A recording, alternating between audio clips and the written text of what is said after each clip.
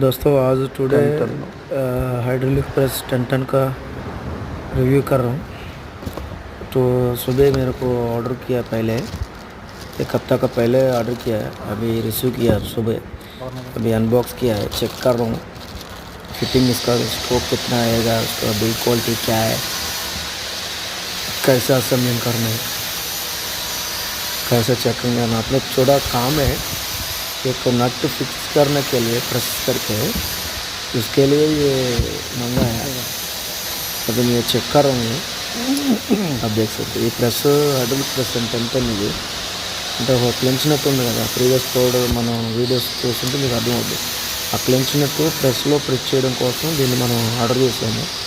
Unbox చేసి దీని build quality ఎట్లా ఉంది, ప్రాసెస్ ఏంటి, అసెంబ్లీ ఏంటి, దాన్ని చెక్ చేయడం కోసం ప్రాసెస్ చెక్ చేస్తున్నాం. చూడండి, వీడియో చెక్ చేయండి, చూడండి, లైక్ చేయండి, షేర్ చేయండి, సబ్స్క్రైబ్